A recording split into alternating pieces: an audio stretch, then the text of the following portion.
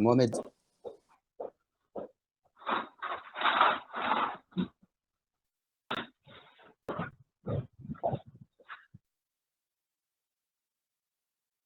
Philippe. Présent. Ok, Atou m'a dit c'est bon, je t'ai entendu tout à l'heure. Fekria.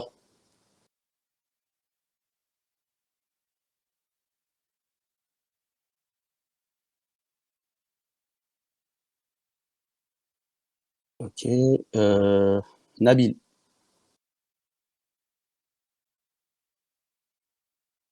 Ok,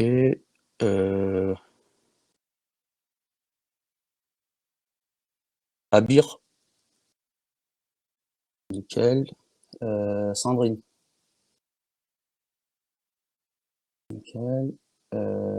Khairi.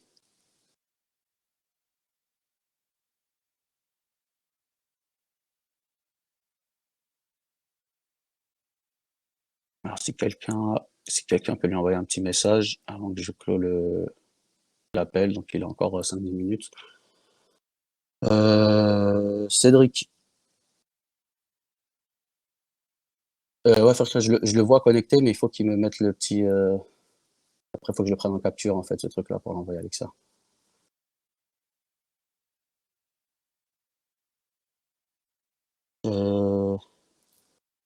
Et pour finir, Ibrahim.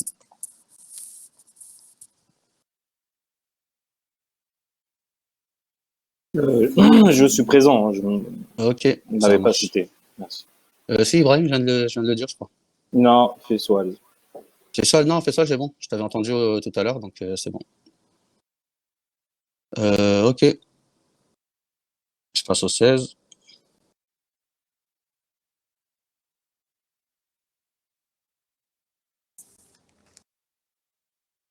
Donc pour les 16, j'ai Driss.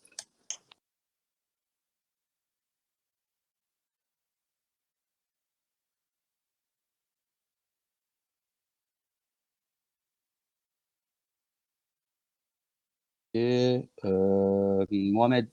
Lamine, je crois que tu m'as mis présent tout à l'heure. Ouais, c'est bon, je te vois. Amel.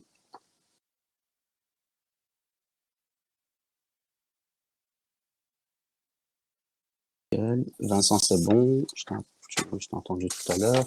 Lucas. Rezika. Et Franek. Et Philippe. Ouais.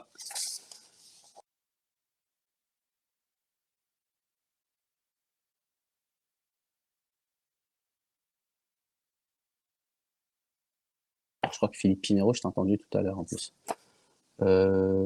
Sylvain Priam.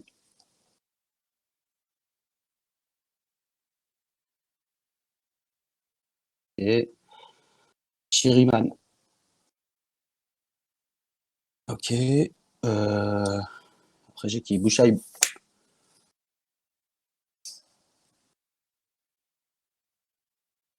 Et après, j'ai Youbi. Et on est bon. Tout le monde est là. Nickel.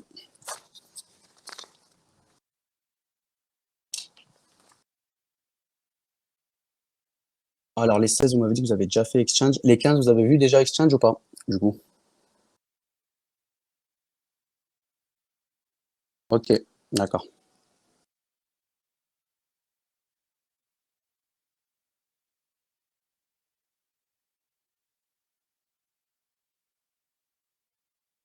Alors, parmi les 16,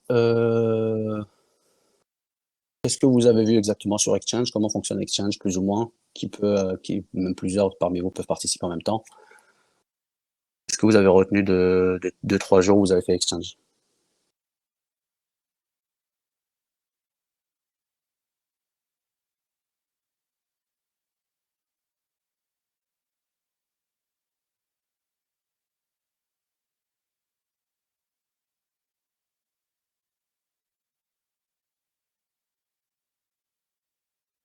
Alors, Ouais.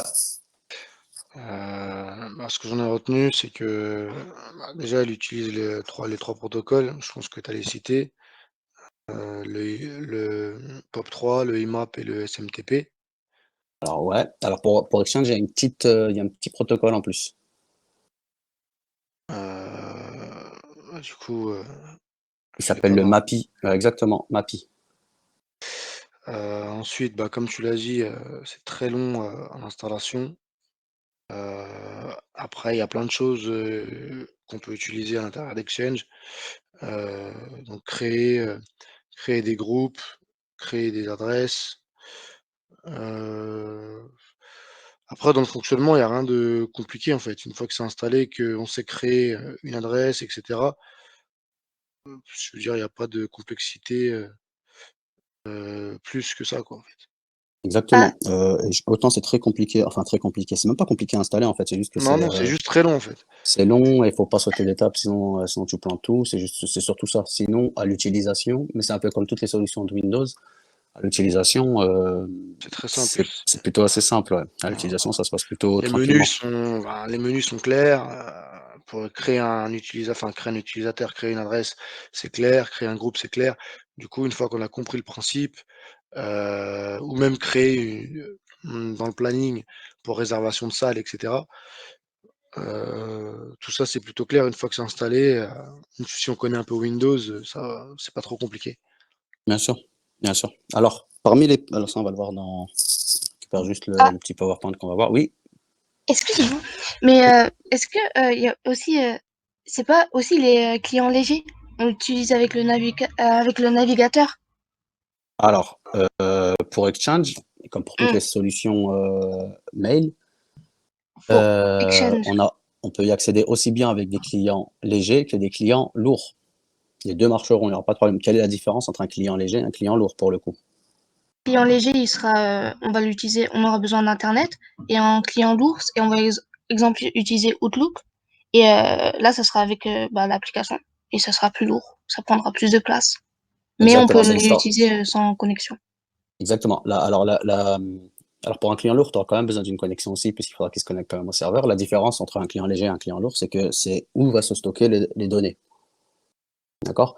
Généralement, tu accèdes à tes mails en tapant outlook.com. Donc tes données, elles sont jamais sur ton PC, elles sont pas stockées sur ton PC. Tu accèdes via outlook.com au serveur, au vrai serveur de Outlook qui se trouve sûrement un peu partout dans le monde.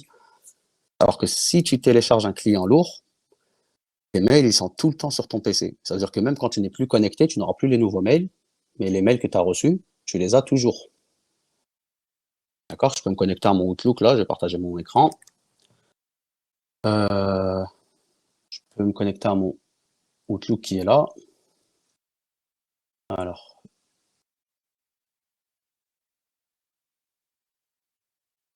je suis pas spécialement connecté, et pourtant, alors, il est où? Il est là. Je vais juste le récupérer ici. Voilà, ça c'est un Outlook en mode client lourd, d'accord? Donc vous avez vu, j'ai le petit en bas à gauche ici, j'ai la petite, j'ai le petit logo, d'accord? Et là techniquement là je suis pas connecté, d'accord? Vous le voyez en bas, je suis déconnecté. Pourtant, je peux récupérer tous mes mails sur les dernières années, il y a aucun souci, tant qu'il me reste de la place. Donc là vous voyez, si je rentre ici, voilà, je peux avoir jusqu'à 2 gigas de mails tout le temps, il y a pas de souci. Le jour où j'arrive à 2 gigas, par contre, je suis obligé de vider ma boîte. D'accord? Donc même quand je suis pas spécialement connecté, ou que j'ai plus internet, je peux toujours accéder à mes mails, il n'y a pas de problème. D'accord? Par contre, on est d'accord, si entre-temps je reçois des nouveaux mails, j'aurai pas accès, il faudra que je me connecte pour que mon client lourd se synchronise avec le serveur. Ok, ça c'est un client lourd. Donc là, mes 2 gigas de mails, ils sont effectivement bien sur mon PC. Par contre, si je vais sur un navigateur et que je tape outlook.com, là par contre, je suis sur ce que j'appelle un client léger. Alors, client léger, client lourd, c'est une chose à bien comprendre, c'est une question qui est déjà tombée à l'écrit. D'accord? Je crois que l'année où j'étais au CFEC, elle est tombée à l'écrit. C'est une chose à bien comprendre parce que ça ne marche pas que pour les mails. Hein. D'accord? Un client léger, un client lourd, la différence, c'est surtout qu'un client lourd, ça va se faire les données seront toujours stockées sur l'ordinateur, enfin sur la machine locale, on va dire exactement. Un client léger, les données sont stockées sur le serveur. Et j'ai besoin d'une connexion sur le serveur pour travailler et récupérer ces données-là. D'accord? Souvent, vous allez les retrouver dans les agences immobilières ou dans les banques, les clients légers. Il y a un gros serveur central qui stocke toutes les données et les employés, ils ont juste des clients légers. Ils se connectent au serveur pour travailler dessus. Un peu comme Alors, je l'ai fait avec les 15, je ne sais pas si les 16, vous l'avez fait un peu comme un Windows RDS. Si vous vous rappelez bien, les TSSR 15, quand on a fait du RDS, en réalité, ça nous permettait de pouvoir mettre en place ce qu'on appelle des solutions de clients légers. C'est-à-dire que toutes les applications qu'on avait décidé de publier sur le serveur RDS, ça devenait des machines, ça devenait des clients, des outils pour des clients légers. D'accord? Donc, il faut bien avoir cette notion-là de client léger, client lourd. Ok. Alors oui, pour en revenir à cette histoire-là de protocole. Alors, qui utilise les clients lourds dans le milieu professionnel? Donc, comme disait Driss, à part plusieurs types de boîtes peuvent faire appel à des clients, non, tu m'as dit plutôt des clients lourds. Bah, des clients lourds, c'est à partir du moment où tu vas télécharger le logiciel sur ta machine, ça sera un client lourd. Donc là, la preuve, personnellement, à Orange, on a Outlook en tant que client lourd. Pourquoi? Parce que je peux avoir besoin de consulter des mails que j'ai reçus, sur lesquels je travaille, même quand j'ai pas forcément de connexion. Donc le modèle client lourd, ça reste quand même le modèle le plus utilisé. Généralement, vos logiciels, vous les avez tous installés sur vos machines. Et vous avez tout stocké sur vos machines. Le modèle client lourd, ça reste quand même le modèle le plus utilisé. On commence à se tourner de plus en plus vers ce qu'on appelle du client léger grâce au cloud. D'accord? Le cloud, c'est surtout ça que ça permet. Hein. Ok? C'est quoi la solution de Microsoft qui est en train de monter en puissance et qui fait quasiment qui force quasiment tout le monde à faire du client léger? Alors Azure, c'est la plateforme qui va l'héberger, mais le logiciel en lui-même, Azure, c'est la plateforme d'hébergement, c'est du PaaS. Et qu'est-ce qui, à l'heure d'aujourd'hui, nous permet d'utiliser Word, nous permet d'utiliser Excel, limite comme des clients légers? Office, ouais. Office 365, exactement. Parce que vous avez le pack Office, bah, la preuve, Office, si vous installez Office tout court, vous l'avez installé sur votre machine. Vous avez le droit de prendre un abonnement directement et d'utiliser Office 365. Et dans ce cas-là, toutes vos données sont stockées sur le cloud de Windows, qui s'appelle donc Azure, le cloud de Microsoft. Et dans ce cas-là, bah, votre machine, c'est comme si c'était un client léger pour le coup. D'accord? Vous vous servez des solutions de Microsoft en tant que client léger.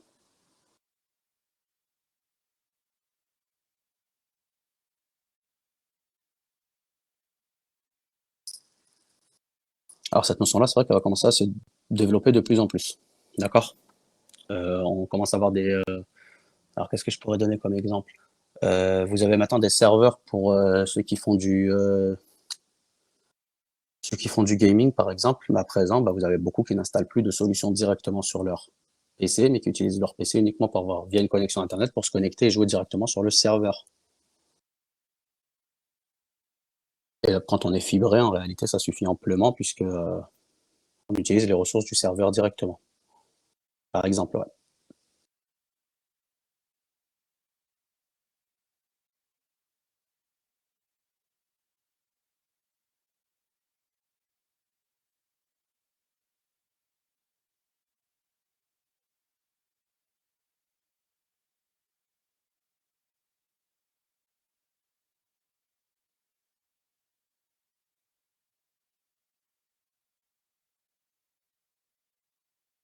Euh, alors, Driss, tu dis c'est ceux qui ont pleuré la perte des données lors de l'incendie d'OVH. Ouais, ça n'a pas impacté spécialement les gamers, hein, les serveurs d'OVH.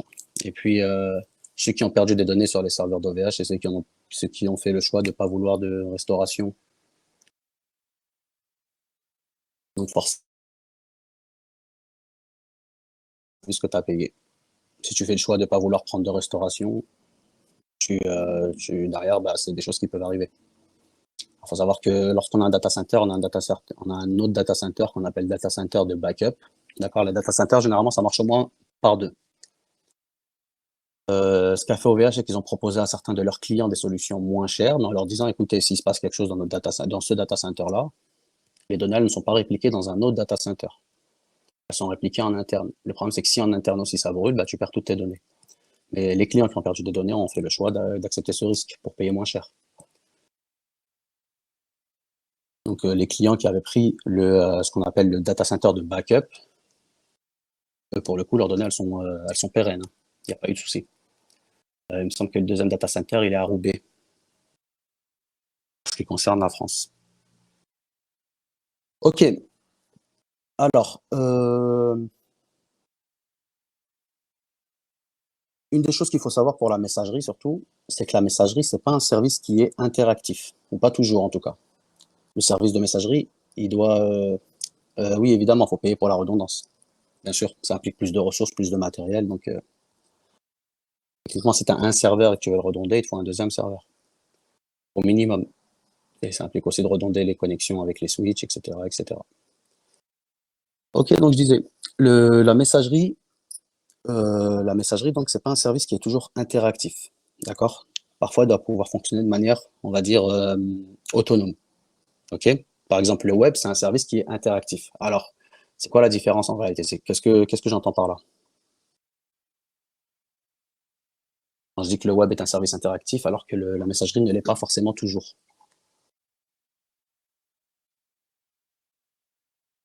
Non, il y a des serveurs mail sans interface graphique. Tu peux monter un serveur mail sur un Linux, tu n'auras pas d'interface graphique. Bon, ça servira pas à grand chose parce que pour les lire, c'est galère, mais ça va. Oui, mais on n'interagit pas spécialement dans le sens où, alors, si je prends le cas d'un navigateur web, donc d'un serveur, d'un service web, euh, je vais faire une demande d'information via un navigateur web, je vais avoir mes informations directement lorsque je suis devant mon écran. D'accord? Donc, toutes les informations que je demande et toutes les réponses que j'ai, elles sont de manière interactive. Je fais une demande, je reçois la réponse. Je fais une demande, je reçois la réponse. Tant que je suis là, tant que je fais des demandes, je reçois des réponses. Pour la messagerie, c'est un peu différent. Je peux très bien recevoir un mail alors que je ne suis pas du tout connecté ou je ne suis pas du tout devant mon ordinateur. Et pourtant, il faut quand même que je puisse lire le mail au moment où je me connecte, que ce soit demain, dans un... Donc, il faut qu'on arrive à trouver un mécanisme qui permet en fait à ce que le mail il puisse quand même circuler d'un point A à un point B, que je sois connecté ou pas. D'accord? Alors, en réalité, ce qui a été fait... Attendez, je vais juste lancer le PowerPoint parce que je ne l'ai pas lancé encore.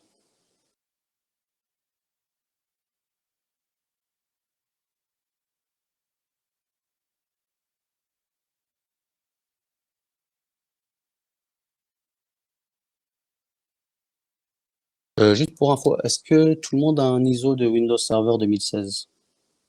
J'aurais peut-être dû commencer par là. Ceux qui en ont pas, ça serait bien d'en récupérer un. Alors, il va nous falloir un ISO de Windows Server 2016 et un ISO de Exchange 2016 pour ceux qui auront envie qu'on l'installe quand même. Je vais vous mettre le lien quand même pour Exchange 2016. Parce que forcément, on va aller le chercher chez Microsoft.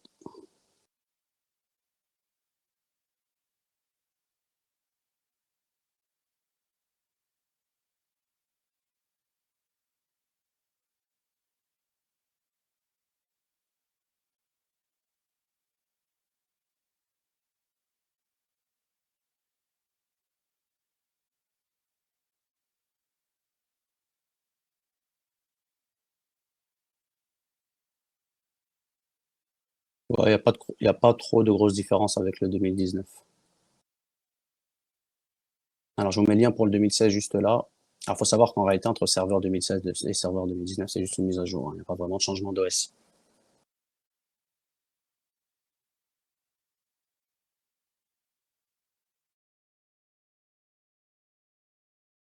Ni du 10, ni du serveur. Ce sera uniquement des mises à jour.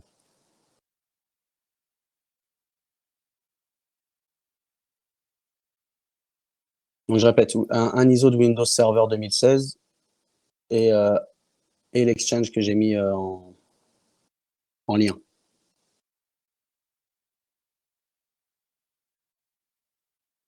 Si tout le monde peut récupérer ça, ça serait nickel.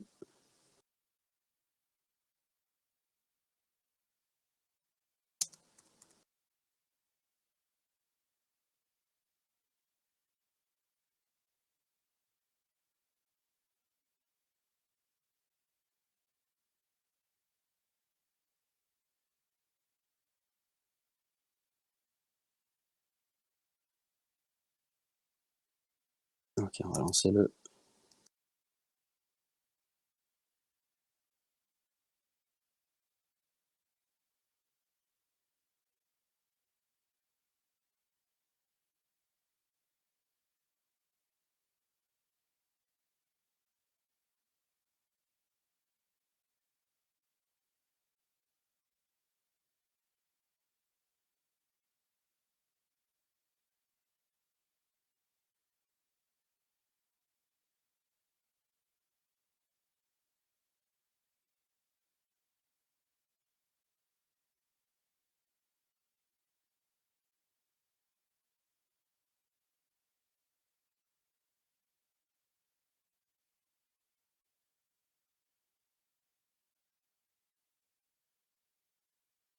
Juste là, ici, plutôt celui-là.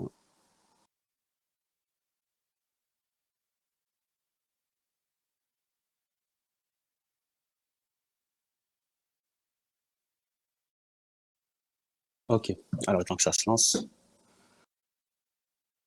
Donc on disait, par rapport à la messagerie, donc il faut qu'il y ait un service qui s'occupe d'envoyer les mails, peu importe que la personne soit connectée ou pas, d'accord?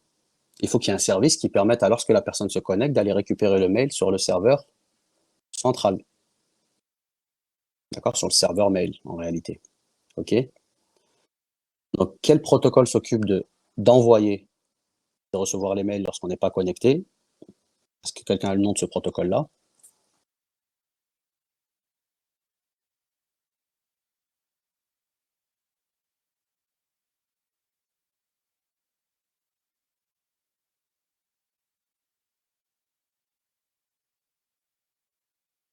Exactement, protocole SMTP, d'accord?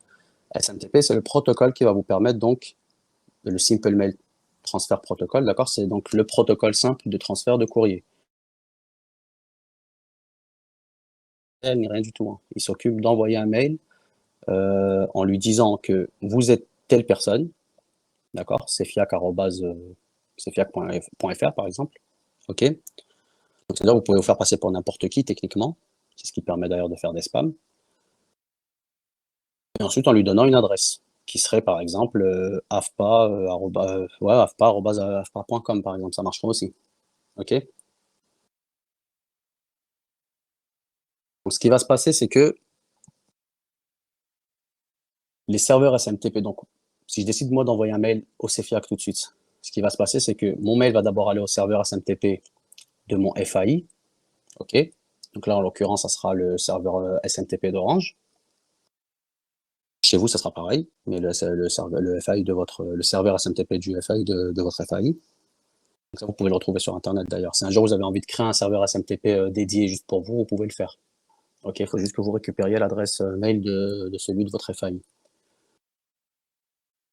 Et ensuite, ce serveur-là SMTP va aller se connecter au serveur SMTP qui gère le service mail de Cefiac. D'accord? C'est ni plus ni moins que ça. Il doit y avoir une petite illustration, je pense, pour résumer ça.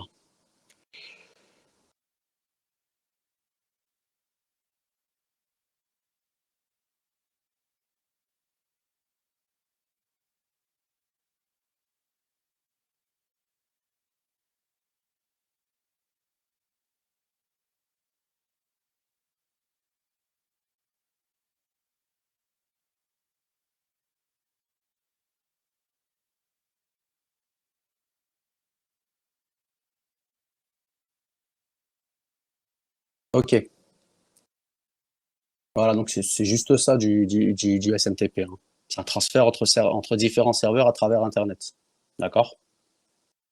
Ce qui va se passer, par contre, c'est qu'est-ce qui va se passer une fois que l'utilisateur va se connecter pour récupérer son mail, l'utilisateur final.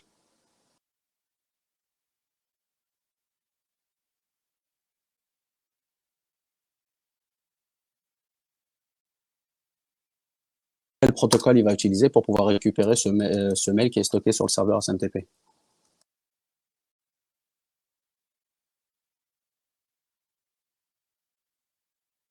Exactement. POP3 ou IMAP. Alors, en réalité, il va utiliser IMAP maintenant. D'accord? POP3, vous avez compris, on l'utilise plus. Pourquoi est-ce qu'on n'utilise plus POP3? POP3 pour Post Office Protocol.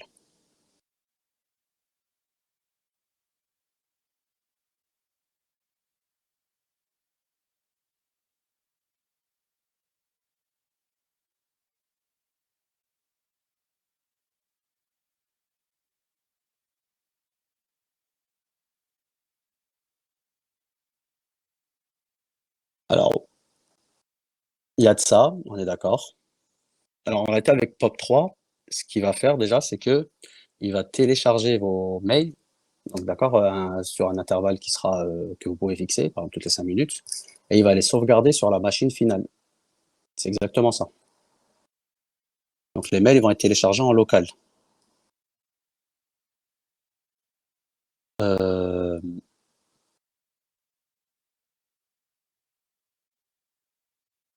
C'est quoi le gros problème si tous les mails sont en local?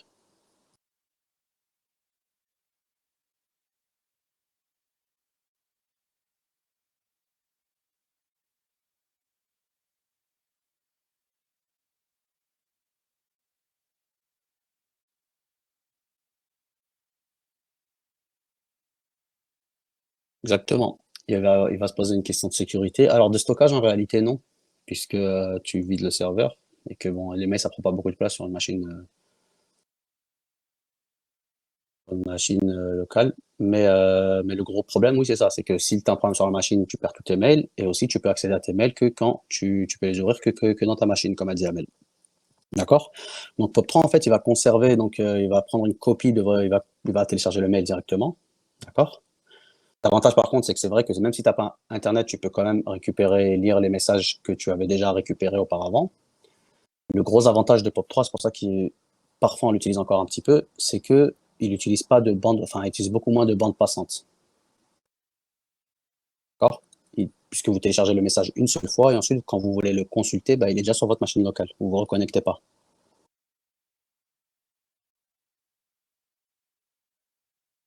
Par contre, le gros désavantage, comme on a dit, c'est que ça vide le serveur. D'accord?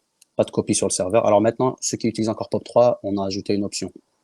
Mais c'est pas le, ça marche pas si bien que ça. Ok. Ensuite, imaginez que vous ayez plusieurs appareils. Je pense que chez vous, souvent, vous devez vous connecter à votre serveur mail aussi bien par votre téléphone que peut-être votre tablette, que peut-être votre PC ou autre PC, ou peut-être même depuis le PC de Cefiac, etc., etc. Avec POP3, ça serait pas possible. Parce que si jamais je vais consulter mon mail en POP3 directement avec mon iPhone, le mail, il est sur mon iPhone. Si ensuite, j'arrive au travail avec depuis le PC d'Orange ou du Cefiac ou peu importe, j'essaie de me connecter à ma boîte mail, le message n'existe plus puisque je l'ai déjà mis sur l'iPhone. Ok?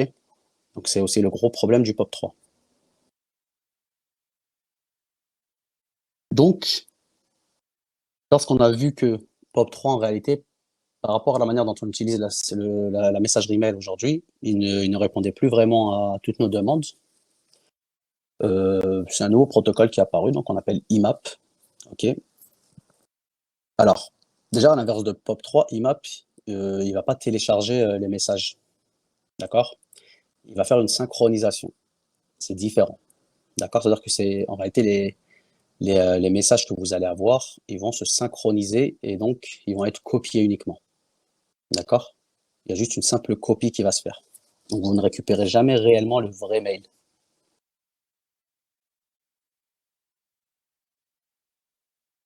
Si tu peux utiliser IMAP POP3 en même temps, mais pas sur la même machine. C'est-à-dire que tu peux très bien dire que mais tu auras quand même des petits soucis, Amel.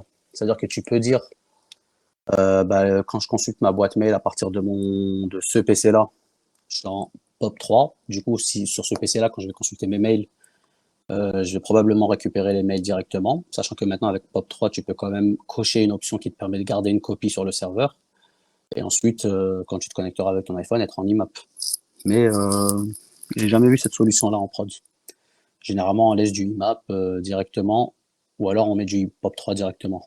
On met qu'un seul des deux protocoles. Alors, il faut retenir bien un truc en informatique, c'est que généralement, on évite de laisser deux protocoles qui ont plus ou moins la même fonction. On évite de les laisser tourner ensemble. Parce que ça peut créer parfois des conflits. Euh, Ensuite, IMAP, il a un peu plus d'options. D'accord? Par exemple, IMAP, c'est ce protocole-là qui nous permet de savoir que tel message a été lu, par exemple. D'accord? Euh, c'est lui qui permet d'avoir des dossiers, c'est lui qui permet d'avoir toutes ces choses-là. Avec POP3, à l'époque, c'était pas possible. D'accord? Alors, par contre, l'inconvénient d'IMAP, du coup, c'est qu'il va utiliser plus de bandes passantes, puisque vous allez vous connecter souvent au serveur. Et surtout, les messages, ils sont stockés sur le serveur. Donc, c'est un avantage d'un point de vue sécurité. Par contre, il vous faut des serveurs qui soient plus puissants. Quand je dis plus puissants, c'est-à-dire qu'ils acceptent plus de requêtes et qui permet de stocker beaucoup plus de choses.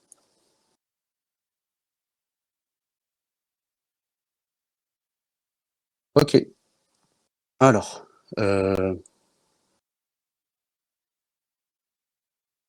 alors, les prérequis par rapport les prérequis qu'on a par rapport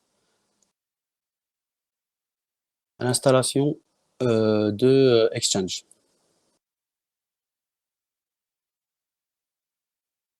Juste 2 petites secondes parce que là, j'ai plus votre fenêtre.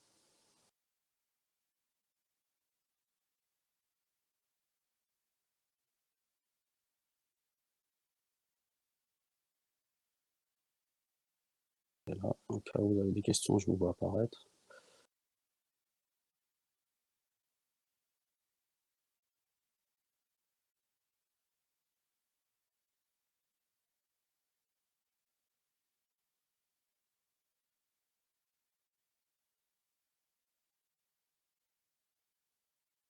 Ok, donc au niveau des prérequis, il y en a 4.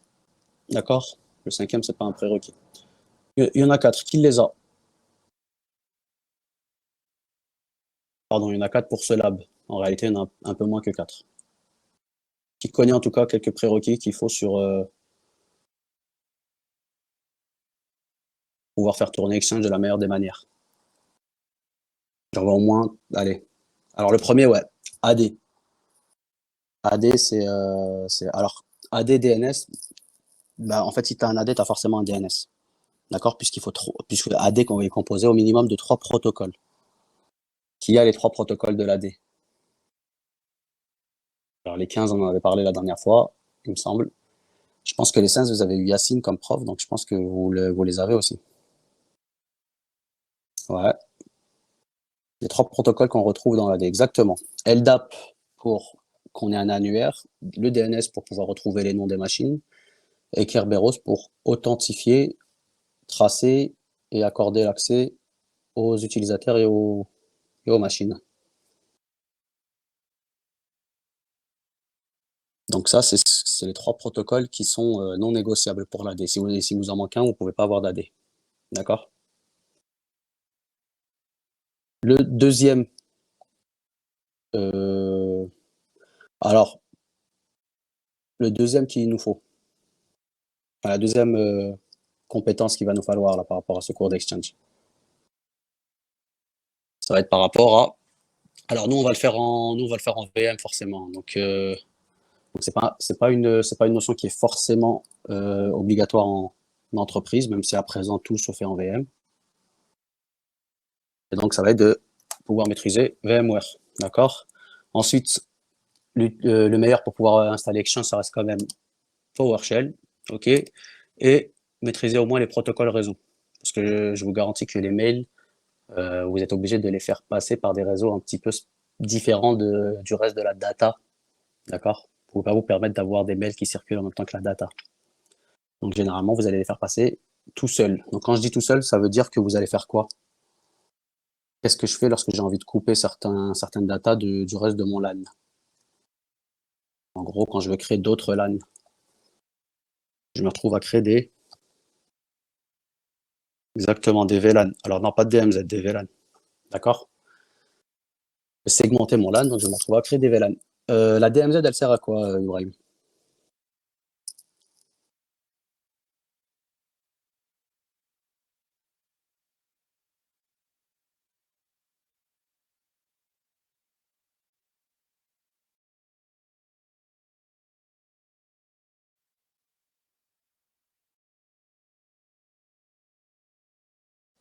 Quel type de serveur est-ce que je pourrais mettre ça?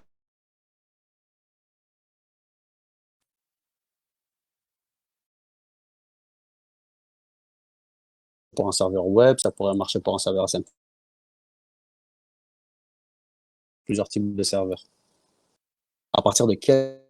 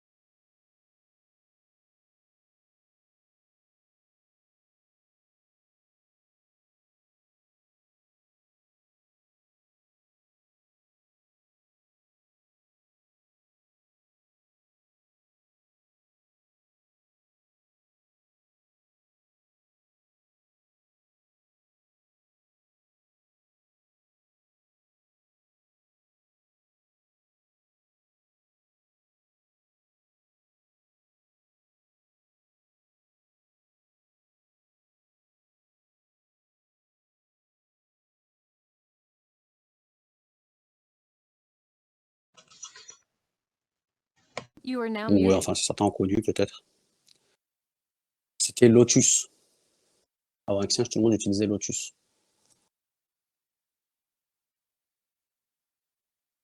Lotus qui était développé par IBM à l'époque. D'accord? Je crois que ça existe encore d'ailleurs. Maintenant, il s'appelle Note. Donc, ils ont changé de nom. Mais plus grand monde utilise ça. Hein. D'accord? Mais ouais, ils ont été numéro 1 pendant peut-être 15 ans. Hein. Jusqu'à ce que Microsoft décide de développer Exchange. Ouais, pour l'époque, c'était pas mal, Vincent. Pour l'époque, Lotus, c'était pas mal. Mais c'est vrai que maintenant, quand tu vois avec le recul et tout, ce que fait Microsoft, ouais, c'est complètement différent. Pourquoi? Parce que Exchange, ils sont arrivés avec ce qu'on appelle des outils collaboratifs. Et c'est ça qui a fait la grosse différence. Ouais, c'était pas facile d'utilisation. Après, c'est comme tous les serveurs qu'il y avait à l'époque. Hein. Les serveurs de l'époque, c'était beaucoup fallait vraiment mettre les mains dans le cambouis pour les gérer. Hein. Surtout, de toute façon, les solutions d'IBM, elles sont toujours un peu techniques. Après, IBM, ça reste quand même les précurseurs de tout. Hein.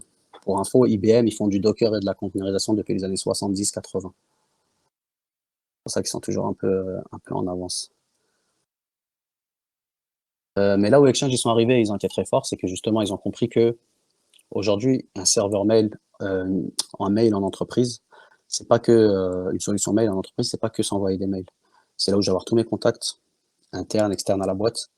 C'est là où je vais avoir tout mon calendrier. C'est là où je vais fixer mes rendez-vous. C'est là où je vais centraliser certaines informations très importantes.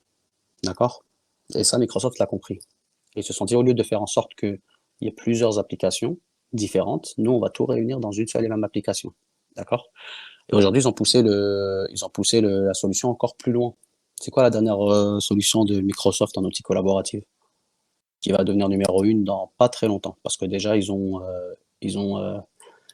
décidé d'enlever Skype pour mettre en place cette nouvelle solution. Alors, normalement, vous l'avez tous quand vous installez Windows 10, ça vient avec. Le nouvel outil collaboratif.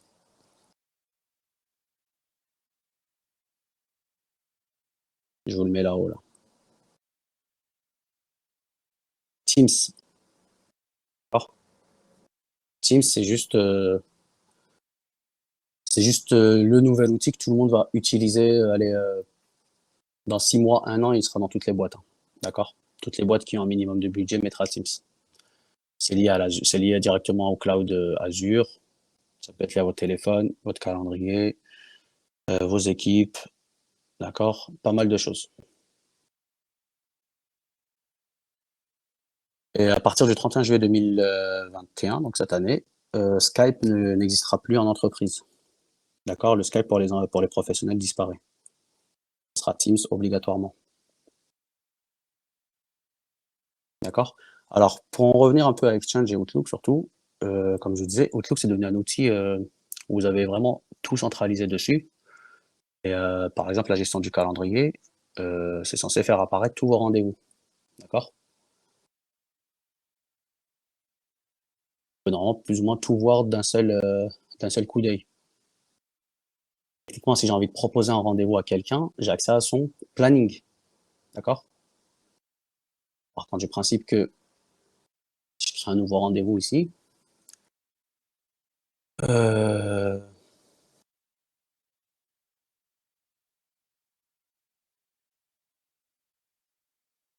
faudrait que je fasse une invitation, ce sera déjà un bon truc. Voilà. J'essaie de créer un nouveau rendez-vous. Et je vais avoir une fenêtre qui va s'ouvrir. Ah, vous ne pouvez pas la voir là, elle est là. OK. Et là, je peux préciser que c'est une réunion Teams. Du coup, ça se passera sur Teams directement. Je peux préciser la date, je peux mettre un titre donc à ma réunion. Je peux inviter des participants. Et je peux utiliser l'assistant de planification. D'accord? L'assistant de planification, voilà ce qu'il fait. Si je rajoute ici un utilisateur, je vais mettre invité, allez,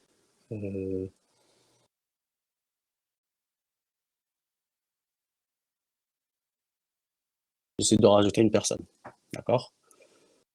Il est où? Par exemple, d'accord? Bah, là, vous voyez, ah bah, pas de chance, il est en congé. Ah bah tiens, personne que vous connaissez normalement, vous avez eu les TSSR 16, je crois. Vous avez eu Monsieur Fétou, non? Voilà. Bah, je vais avoir accès à son user, il n'est pas apparu. Je vais avoir accès à son planning, et si jamais j'ai envie de me faire une réunion avec Monsieur Fétou pour parler de tel ou tel sujet, bah, je vais pouvoir lui proposer automatiquement une, euh, une réunion en rapport avec son calendrier. D'accord? Ah oui, ça apparaît pas parce que je suis pas connecté en fait, c'est surtout ça. Ok, imaginons qu'il soit pris de 10h à midi, bah là je le vois tout de suite. D'accord? Donc je vais pas lui caler une réunion ici, je sais qu'il me dira, je peux pas. Ok? Donc j'allais tout de suite la mettre ici entre 14h et 15h. Donc imaginez qu'ici j'ai 40 personnes, bah, cet outil-là il va me permettre de trouver à quel moment, quel jour je vais pouvoir caler une réunion qui concernera et qui arrangera tout le monde. D'accord? Alors, vous voyez ici, il me propose même selon les jours. Il me dit ce jour-là c'est plutôt bon, ce jour-là ça reste correct, ce jour-là c'est mauvais. Pourquoi? Parce que peut-être que la personne elle a déjà 4-5 réunions et que on va peut-être pas la charger. D'accord? Donc ça, surtout pour les chefs de projet par exemple, c'est un outil qui est juste énorme. Ok? Ensuite, lorsque vous recevez une invitation, vous avez le droit de l'accepter ou de la rejeter. D'accord? Exemple ici. Euh,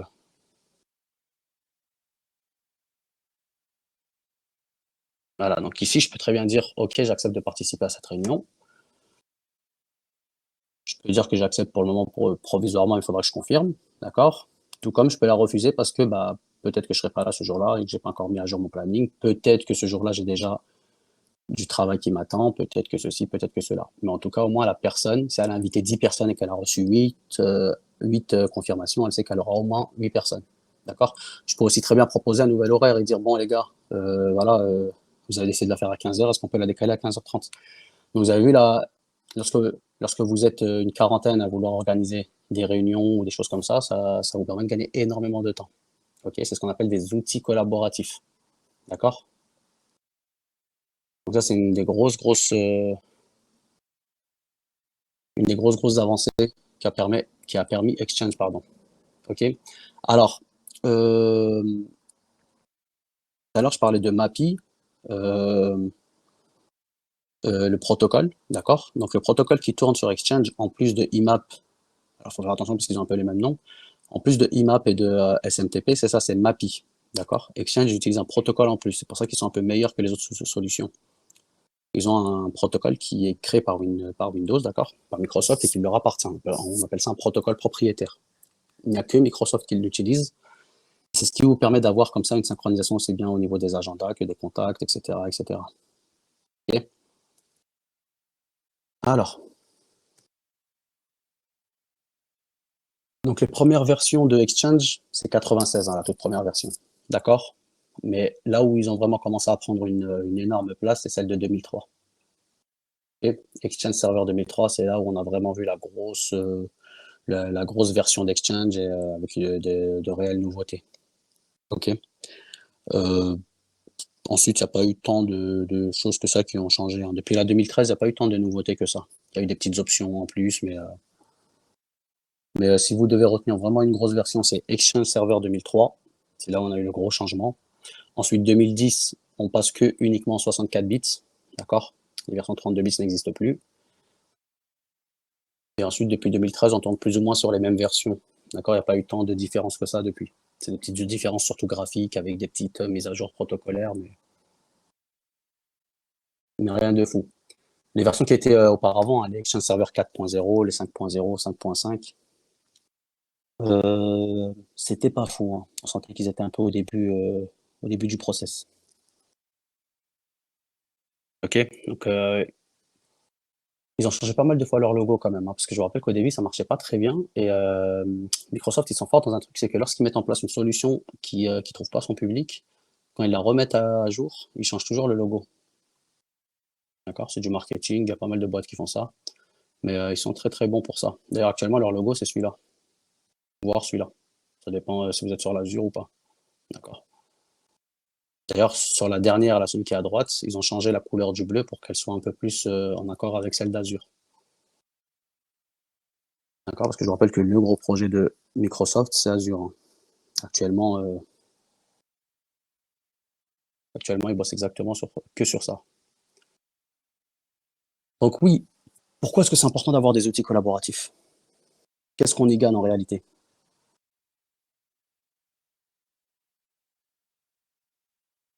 Si vous avez fait ITIL, c'est ouais, du temps, productivité, réactivité, de la rapidité, c'est exactement ça. Imaginez que vous êtes chef de projet. S'il n'y a pas d'outils collaboratifs, vous bossez sur un projet où il y a 20 personnes. Ben, vous allez devoir appeler les 20 personnes, noter, dire qu'un tel m'a dit ça, un tel doit avoir ça avec ça, un tel doit avoir ça avec ça, etc. Là, vous faites un mail aux 20 personnes en même temps, donc tout le monde verra le même mail, et quand les gens vont répondre à ce mail, ils feront répondre tous, par exemple. Je peux vous montrer. Et en fait, vous allez avoir le suivi de la discussion. D'accord? Donc, il faudrait que j'en trouve une ici, mais laquelle? Alors, où est-ce que j'ai quelque chose qui... Par exemple, ici, bon là, c'est qu'une seule fois, donc ça ne marche pas. Voilà. Ici, par exemple, j'ai un collègue qui fait une demande et qui demande est-ce que tout le monde peut me confirmer les adresses IP de leur PC de prod? D'accord? Donc, il a envoyé à. Donc là, c'est un seul mail, mais en réalité, ce qu'on appelle une liste de distribution. C'est-à-dire que dans ce mail-là, il y a une trentaine de mails. D'accord?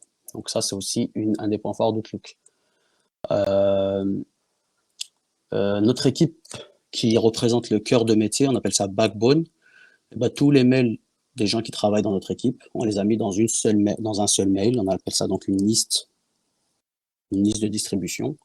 Et au lieu de me dire, bah tiens, je vais ajouter les 20 mails, je vais ajouter seulement ce mail-là. Donc quand j'envoie un mail à Backbone, en réalité, j'envoie un mail à tous ceux qui font partie de cette équipe-là. D'accord? Tout le monde le reçoit. D'accord? Et là, bah, après, les gens n'ont plus qu'à répondre. Toutes les réponses vont apparaître sur le même fil de discussion. D'accord?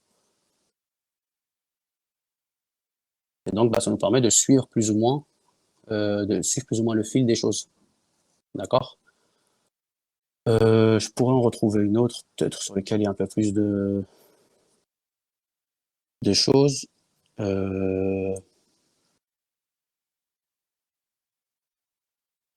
vraiment beaucoup de mails en plus en non lus.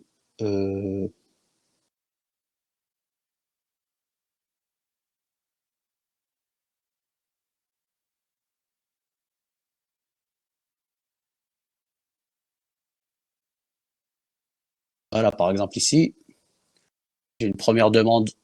Ben voilà, par exemple, celui-là, c'est exactement. J'ai une première demande qui date de décembre 2020. D'accord? J'ai une demande d'une personne, plus ou moins, qui me demande de faire des mises à jour sur des machines. OK? Euh, Ensuite, le 8 janvier, je suis relancé. D'accord? On me demande de faire un point, etc., etc. Donc, vous avez vu déjà, si j'ai pas ce suivi-là, moi, je vous le dis honnêtement, hein, entre le 10 décembre et le 8 janvier, j'ai déjà oublié de quelle machine on parle, hein. Parce que des machines, on en construit une centaine par semaine. D'accord? Donc déjà, si on n'a pas ce suivi-là, on zappe. OK? Ensuite, donc j'ai une demande le 8 janvier. Ensuite, j'ai une demande quand? Le 26 janvier. Donc vous avez vu, en plus, c'est des dates où ça a changé. Donc là, j'ai un suivi de ce qui a été fait par la suite. Donc à chaque fois, c'est pas la même personne qui parle, hein, d'accord? Et là, vous avez vu, il transmet à plus ou moins tout le monde. Enfin, tous ceux qui sont concernés. OK? Et donc tout se fait directement sur le même mail, si vous préférez. OK? Ça me permet donc d'avoir directement des échanges, c'est beaucoup plus rapide et d'avoir un suivi. Si je suis chef de projet ici, il me suffit de 5 minutes pour savoir qu'est-ce qui s'est fait depuis décembre sur ces machines-là. Alors que si j'ai pas ça, ben, je vais aller checker mes mails un par un, je vais aller essayer de les retrouver, etc., etc. D'accord? Donc là, déjà en termes de temps, on gagne un temps fou. OK? Ensuite, au niveau de la sécurité, c'est meilleur aussi. Oui, traçabilité, exactement ça. Ensuite, au niveau de la gestion de l'agenda, OK? Au niveau de la gestion de l'agenda, c'est juste beaucoup plus puissant. D'accord? Donc tout ça, c'est ce qu'on appelle des outils collaboratifs. Okay? Il y en a plusieurs. Il y a le SharePoint. SharePoint, alors je crois que j'ai un SharePoint qui doit tourner quelque part. SharePoint, pareil, c'est un nouvel outil. Alors, nouveau nom, mais c'est un outil qui en ce moment marche bien. C'est pas nouveau. Ah oui, je pourrais pas le lancer, j'ai pas mon VPN. SharePoint, en fait, c'est une sorte de dossier partagé mais via votre navigateur. D'accord? Donc vous allez dessus sur un Firefox ou peu importe et vous tapez l'adresse IP ou le nom de votre SharePoint si le DNS fait le travail derrière. Et là, vous allez avoir tous vos dossiers. D'accord? Et ce qui est bien, c'est que par exemple, vous bossez sur un projet où encore une fois, vous êtes une dizaine de personnes, bah, tout le monde peut venir dans ce dossier-là et ajouter son fichier ou sa contribution au projet directement. Donc vous revenez de vacances au bout d'une semaine, vous voulez savoir ce qui s'est fait, au lieu d'aller contacter les 10 personnes qui travaillent avec vous, par exemple. OK? Donc outil collaboratif, c'est pas de la technique, on est d'accord, mais bizarrement, lorsque vous allez arriver en entreprise, euh, c'est une des premières choses sur lesquelles on va voir plus ou moins si vous savez plus ou moins ce que vous faites ou pas. D'accord? Parce que les premiers temps, vous allez envoyer beaucoup de mails, vous allez envoyer pas mal de choses et vous allez faire probablement beaucoup de réunions, beaucoup de choses comme ça. La manière dont vous gérez votre outil collaboratif, ça en dit déjà très long sur vous. D'accord? Et n'oubliez jamais, parfois en entreprise, vous allez travailler avec des gens, tout ce qu'ils connaissent de vous, c'est vos mails. D'accord? Tout ce qu'ils connaissent de vous, c'est vos mails. Donc, vos manières de gérer vos outils collaboratifs, que ce soit à l'écrit, à l'oral, c'est votre carte d'identité en entreprise. OK? Et ça sera encore plus vrai pour vous. Parce que je vous rappelle que vous allez travailler en mode post-Covid. Donc, pour beaucoup d'entre vous, vous allez avoir beaucoup de télétravail. D'accord? J'ai des collaborateurs qui ont signé il y a 1 an. On se parle peut-être tous les jours, je ne sais pas du tout à quoi ils ressemblent. Tout ce que je connais d'eux, c'est un mail. D'accord? Et vous verrez qu'en plus, bizarrement, euh, les mails, ça vous donne jamais vraiment une vraie idée sur comment est la personne réellement. D'accord? Vous serez toujours surpris. Mais voilà, gardez bien en tête ça. Ok, c'est votre identité. Vous pouvez être un très très bon technicien. Si au niveau des outils collaboratifs vous ne suivez pas, ça risque de poser problème et même ça sera très mal vu. D'accord? Peu importe ce que vous faites derrière. Ok? Donc gestion des outils collaboratifs, très très important.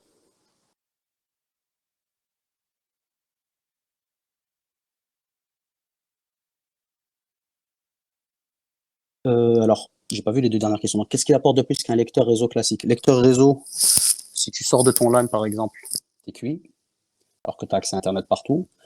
Lecteur réseau, si t'es pas donc en entreprise, ton seul moyen d'accéder à ce lecteur réseau, ça va être un VPN. SharePoint, je peux y accéder depuis mon iPhone si je veux, tant que j'ai les logs, tant que je peux me loguer en fait. Donc SharePoint, c'est beaucoup plus puissant. Et surtout, lecteur réseau classique, c'est sur ta machine. Tu as,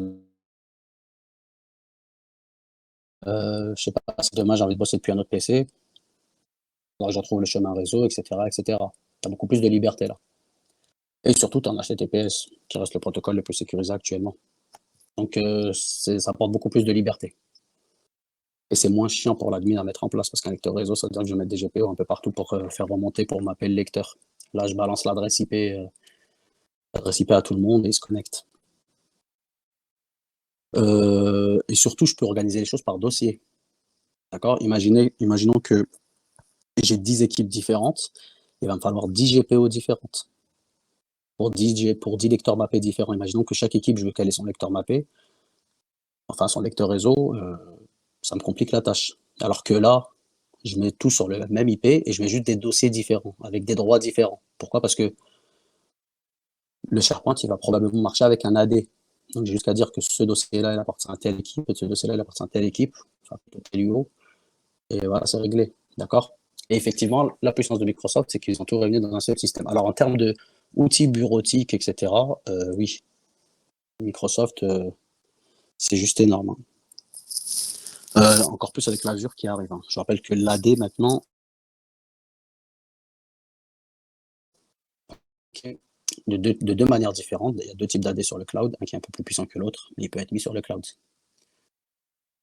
Oui, bah, en fait, il y a des avantages aussi bien côté technicien admin que côté utilisateur en réalité. Hein. Parce que même pour un utilisateur, on s'en rend peut-être pas trop compte maintenant qu'on est dedans, mais pour un utilisateur, c'est bien plus simple. Un utilisateur qui n'est pas informaticien, c'est beaucoup plus simple toujours d'aller sur un navigateur web que d'aller chercher sur un explorateur de fichiers. Parce que le web a pris énormément de place et tout le monde est à l'aise avec un navigateur web. Ne serait-ce que sur l'affichage et ce genre de choses-là.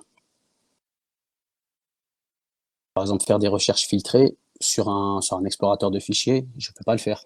Tu vois, par exemple, si j'ouvre un dossier et que dedans, il y a tellement de fichiers pour faire un filtre, c'est-à-dire que je veux tous les fichiers qui ont commencé par ceci, qui ont commencé par cela, c'est faisable et c'est plus galère. Alors que sur une interface web, généralement, tu as quoi quand tu as un serveur web? Tu as souvent une base de données qui tourne derrière, MySQL ou en MariaDB, avec du PHP derrière, tu mets ça en place et ça se fait. Donc, ouais, l'interface web, de toute façon, c'est ce qui est. Si vous regardez bien toutes les solutions, en passant de VMware, Cisco, bon, Windows, ils font ça depuis des années, toutes les solutions sont toutes en train d'avoir au minimum une solution d'interface web. D'accord? Plus facile à mettre en place, plus facile pour les utilisateurs et beaucoup plus sécurisé. Pour le moment, il n'y a rien de plus sécurisé que de mettre du HTTPS.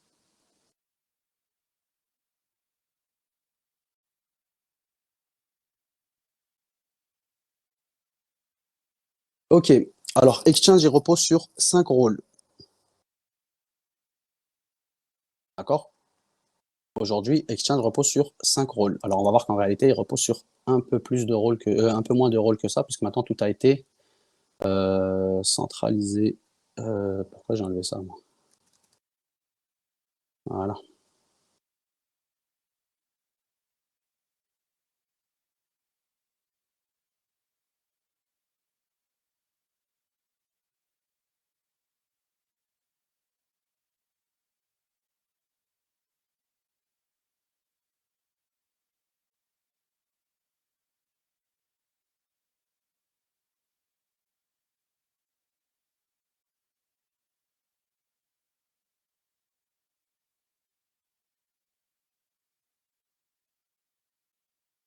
Ok, donc je disais, donc le Exchange il repose sur 5 rôles.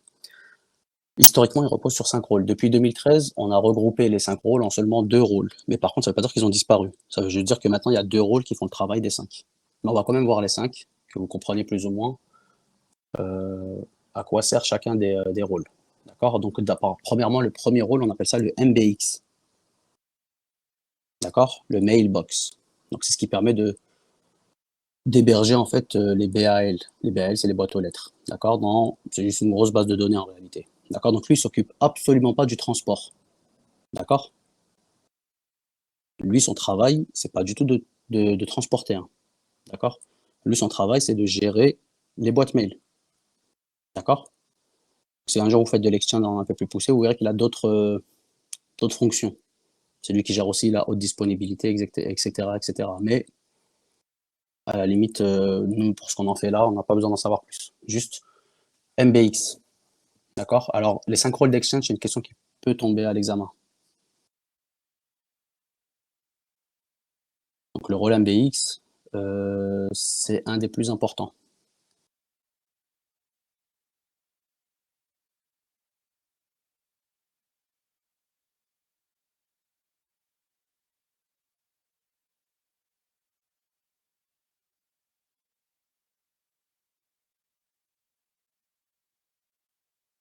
Ensuite, le rôle suivant, c'est le transport hub. Donc, pour le coup, lui, il s'occupe de transporter lui, il s'occupe de vraiment transporter les mails. D'accord? C'est lui qui s'occupe de ça. En réalité, c'est juste c'est une sorte de routeur, en fait. Hein. Il fait un peu le travail d'un routeur. Hein. D'accord? C'est juste qu'il route uniquement des messages. Et rien d'autre. Uniquement des mails. Alors, il a une fonction qui est très importante, c'est de faire de l'anti-spam. Faire attention, par défaut, elle est désactivée, cette option-là. Il faut toujours penser à la mettre. Si un jour on vous demande d'installer un Exchange, activez l'anti-spam. Sinon, vos boîtes vont être remplies en allez, 30 minutes.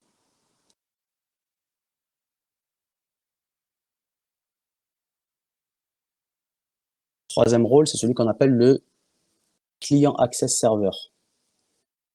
Alors, on a dit que le protocole phare d'Exchange, c'était MAPI. D'accord? Malgré ça, il y a des machines où il y a des logiciels qui n'utilisent pas MAPI. On a dit que MAPI, c'était un protocole propriétaire Microsoft. Donc, si demain, je prends mon Firefox et que je veux accéder quand même à ma boîte mail qui est sur mon Exchange, ben, je ne peux pas y accéder via le protocole MAPI. Le seul protocole que je peux utiliser pour accéder à des mails via mon Firefox, c'est IMAP ou POP3. Donc, il y a un rôle qui permet de gérer ça, de gérer ces cas-là. D'accord? Il permet d'avoir des options et des solutions pour que vous donne quand même un accès à votre boîte mail via un protocole qui n'est pas MAPI, non MAPI. D'accord? Alors, le plus important dans celui-là, ce qu'il faut retenir, c'est le OWA, là, sur lequel j'ai mis la souris. D'accord? OWA, Outlook Web Access. C'est celui que vous utilisez quasiment tous quand vous faites outlook.com. D'accord? On appelle ça du OWA.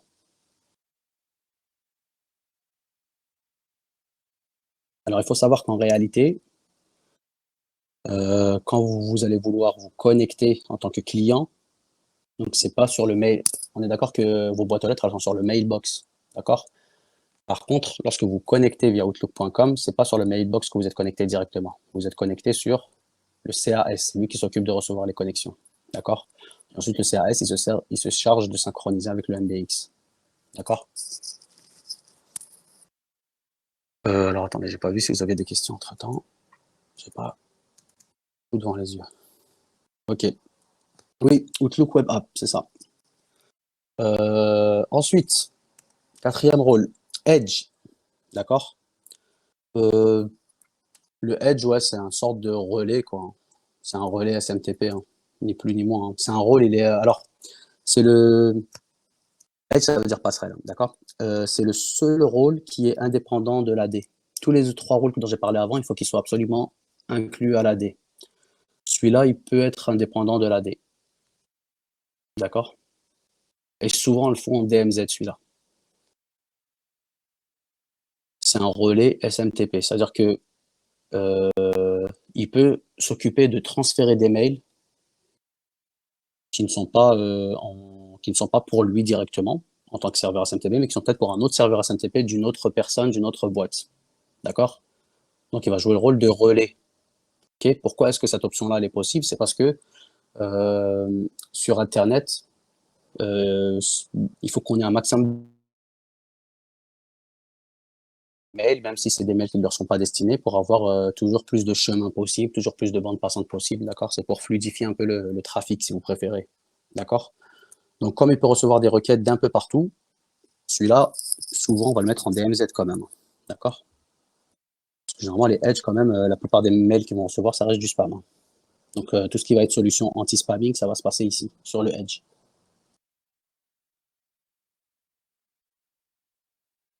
Oui, c'est ça, hein, c'est un peu comme un rond-point. Ouais. C'est même carrément ça.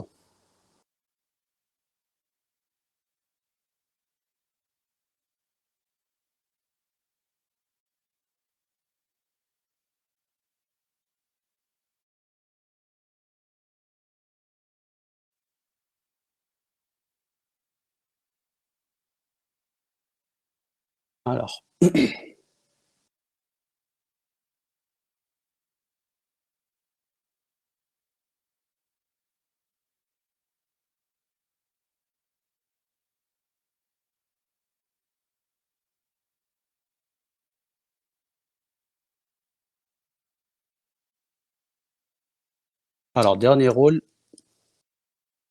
le UM, l'Unified Messaging. D'accord? Alors, c'est le rôle qui vous permet notamment d'utiliser Skype, c'est le rôle qui va vous permettre d'utiliser les appels aussi sur Teams, par exemple. D'accord? C'est ce qui vous permet aussi d'accéder à Outlook Voice Access. En fait, c'est ce qui permet de recevoir aussi bien les messages vocaux et les fax dans une boîte aux lettres utilisateur, dans une boîte aux lettres mail, dans votre boîte mail, tout simplement. D'accord? Il est capable de reconnaître la voix, il est capable d'utiliser les touches directement numériques de votre téléphone pour les consulter. D'accord? Alors, en réalité, c'est de la VoIP. Ok? Alors, est-ce que vous avez tous eu le cours de VoIP?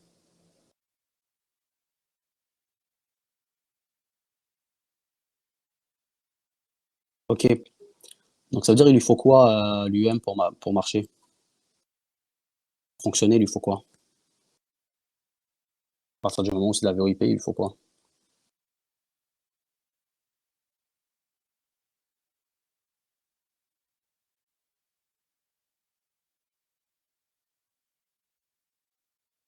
Une adresse IP, oui, mais tout le monde, de toute façon, toutes les machines ont besoin d'une adresse IP.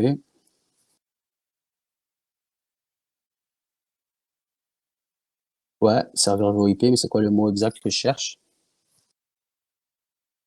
Alors attention, ça c'est des mots à connaître parce que ça peut tomber à l'écrit aussi. Celui-là, là, ce mot-là que je cherche exactement.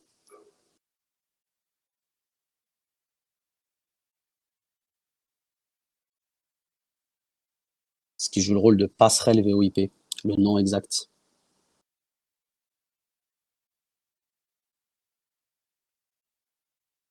Alors, 2IS, c'est un serveur mail. Des comptes SIP. Alors, les comptes SIP, c'est le protocole et c'est les comptes qui vont te permettre de pouvoir, c'est des sortes d'unités si tu préfères, qui vont te permettre de pouvoir utiliser de la VoIP. Mais sur et des appels du coup sur un réseau qui n'est pas téléphonique, en l'occurrence le réseau internet. Non, ça c'est le protocole qui tourne au niveau de la couche transport. Alors retenez-le bien, il faut un. Alors non, il faut un IPBX. Okay. Alors qu'est-ce qu'un IPBX? Alors peut-être que je l'ai eu à l'examen blanc, mais peut-être à l'examen normal, je ne me rappelle plus, mais je sais que je l'ai eu comme question. D'accord? À quoi sert un IPBX? D'accord? Donc l'IPBX, c'est une sorte d'annuaire, pardon. D'accord? Et c'est ce qui va vous permettre en réalité d'avoir une corrélation entre le numéro de téléphone ou l'utilisateur et son adresse SIP. D'accord? La SIP. Okay? La SIP, donc justement, c'est l'adresse qui vous permet de communiquer dessus. C'est exactement ça. On va récupérer toutes les sessions et c'est ton annuaire tout simplement. Hein. Donc retenez bien le mot, l'IPBX.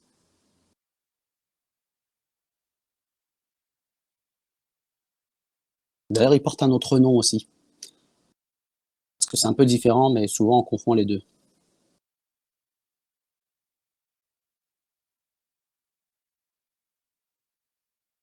Parce que l'IPBX, c'est assez moderne. Avant ça, on utilisait quoi avant l'IPBX? Ouais,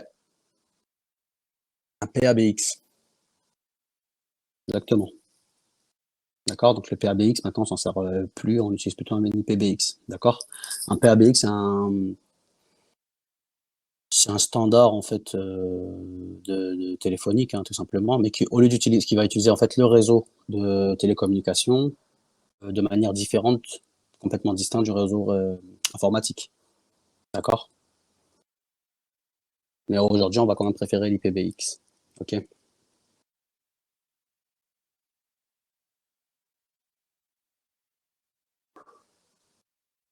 D'ailleurs, pour ceux qui veulent bosser dans la VoIP, on a même dépassé le statut d'IPBX. Hein. On commence à avoir des machines qui s'appellent les Centrex, qui sont encore plus intéressantes. Ok, donc on a dit les protocoles utilisés par Microsoft Exchange. On va avoir du POP3, de l'IMAP et du MAPI. D'accord? J'ai pas mis le SMTP parce que c'est pour envoyer, je parle au niveau de la réception. Oui, Centrex. Effectivement. Excuse-moi, j'ai pas vu l'heure. Donc 10h37, on reprend à 55 du coup. Ok. Juste pour ceux, prenez bien le temps de lancer un Windows Server, enfin, si vous avez bien récupéré le Windows Server 2016 et le Exchange que j'ai mis en lien, c'est le premier lien que j'ai mis. D'accord? Lancez les téléchargements maintenant, comme ça au moins on les a. Ok? Allez, à tout à l'heure.